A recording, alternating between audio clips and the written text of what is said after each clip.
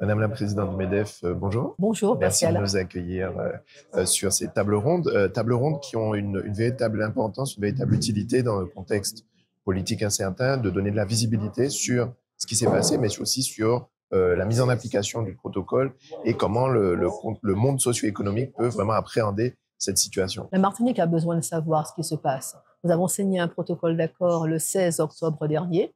L'État est également signataire du protocole. Les acteurs du monde économique, les élus, les grossistes également, les distributeurs alimentaires, tout le monde a signé. Ce protocole nous est opposable à tous, avec 3 leviers. Le levier de la péréquation de l'octroi de mer, qui est en cours et quasiment opérationnel. Le levier de la péréquation de la TVA, dont nous attendons une loi de finances pour qu'il soit mis en œuvre, et puis le levier de la continuité territoriale. J'y tiens. Cette continuité territoriale est indispensable. En tout cas, la conjugaison des 3 leviers va permettre de pouvoir construire l'objectif d'une moyenne de baisse de 20% sur les 54 familles de produits. C'est l'objectif qui a été formalisé. C'est la réponse que nous devons donner au fil du temps à nos consommateurs. Protocole d'accord signé. Nous sommes en plein travaux de mise en place des mécanismes de mise en œuvre. Dissolution du gouvernement. En un an, 3e dissolution du gouvernement. Je vous assure, c'est terrible. Nous avons besoin de stabilité économique. Nous avons besoin de stabilité politique. Nous avons besoin de visibilité politique et de voir à chaque fois rebondir inlassablement. C'est éprouvant pour notre tissu économique, déjà éprouvé sur un territoire insulaire. Nous sommes le plus vieux territoire de France. Donc, au fil du temps, nos entreprises se réinventent. Le risque est dans leur ADN. Elles sont résilientes, elles rebondissent. Mais sans visibilité, c'est compliqué. Avec cette crise que nous avons fait traverser, c'est compliqué. 200 entreprises qui ont été détruites, vandalisme, incendie, pillage, on les toit à la fois.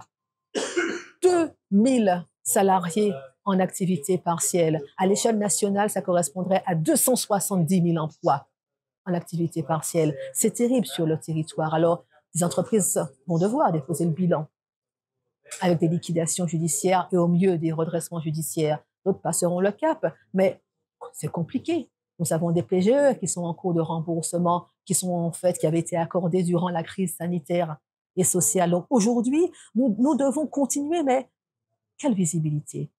Quelle visibilité? Quelle stabilité politique? Nous vous demandons à avoir un ministère de l'Outre-mer qui soit véritablement dédié à nos travaux, à nos problématiques, à nos attentes, à nos propositions également. Donc, en plus de cet exercice de communication et de transparence et de suivi, il y a aussi des messages forts à passer, que ce soit aux acteurs politiques, notamment, enfin surtout aux acteurs politiques, mais aussi à la population pour donner de la visibilité sur en tout cas le travail, mais aussi certains messages à faire passer. Le monde économique aujourd'hui vit un temps exceptionnel. Nous sommes tellement investis dans nos quotidiens professionnels, tellement investis dans le labeur qui est le nôtre, que des fois, on n'a peut-être pas suffisamment communiqué sur ce que nous faisons. Mais le rendez-vous aujourd'hui est incontournable et nous l'honorons. Pouvoir dire ce que c'est qu'être une entreprise, ce que c'est que cette responsabilité que nous prenons au quotidien par rapport à nos clients, par rapport à nos fournisseurs, par rapport à nos partenaires, par rapport à nos banquiers, par rapport à nos assureurs, par rapport au territoire. Nous remplissons une mission d'intérêt général également pour le territoire. Donc, nous avons